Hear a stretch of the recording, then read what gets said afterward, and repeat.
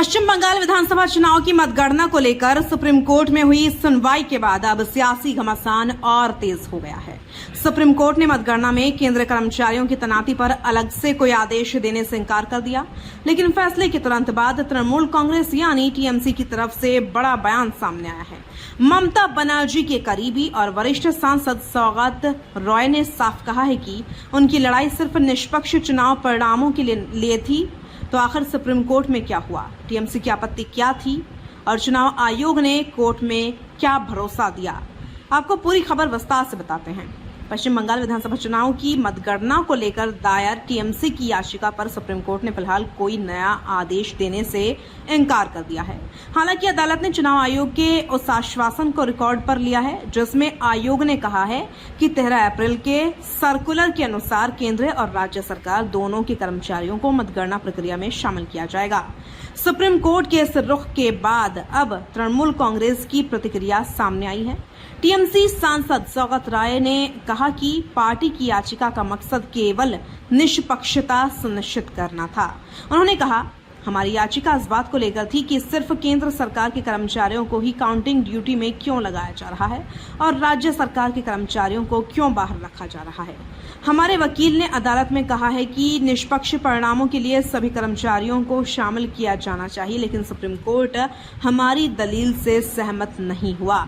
दरअसल तृणमूल कांग्रेस ने Calcutta high court के उस आदेश को सुप्रीम कोर्ट में चुनौती दी थी जिसमें उनकी अपील खारिज कर दी गई थी। टीएमसी का आरोप था कि पश्चिम बंगाल विधानसभा चुनाव की मतगणना में केवल केंद्रीय कर्मचारियों और पीएसयू कर्मचारियों को सुपरवाइजर बनाया जा रहा है। पार्टी का कहना था कि इससे निष्पक्षता को लेकर सवाल उठ सकते हैं और राज्य सरकार के कर्मचारियों को भी प्रक्रिया में शामिल किया जाना चाहिए। मामले की सुनवाई सुप्रीम कोर्ट की विशेष बेंच में हुई जिसमें न्यायमूर्ति पीएस नरसिम्हा और न्यायमूर्ति जय माल्य बागची शामिल थे। टीएमसी की ओर से वरिष्ठ अधिवक्ता कपिल सिब्बल ने दलीलें पेश की। सुनवाई के दौरान कपिल सिब्बल ने अदालत से कहा कि चुनाव आयोग के 13 अप्रैल के सर्कुलर की जानकारी पार्टी को काफी देर से मिली। उन्होंने सवाल उठाया कि अगर सर्कुलर में राज्य सरकार के कर्मचारियों को भी शामिल करने का प्रावधान है तो केवल केंद्रीय कर्मचारियों को प्राथमिकता क्यों दी जा रही है। हालांकि अदालत ने इस तर्क पर सहमति नहीं जताई। सुप्रीम कोर्ट ने कहा कि चुनाव ड्यूटी में तैनात हर कर्मचारी अंततः चुनाव आयोग के नियंत्रण में काम करता है।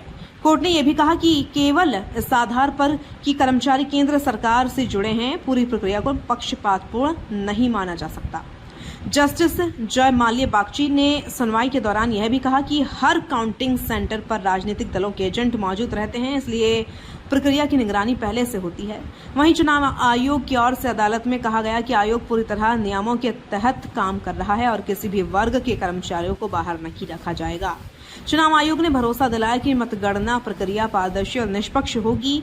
इसके बाद सुप्रीम कोर्ट ने आयोग के बयान को रिकॉर्ड पर लेते हुए मामले का निपटारा कर दिया, लेकिन अब इस फैसले के बाद बंगाल की राजनीति में नई बहस शुरू हो गई है।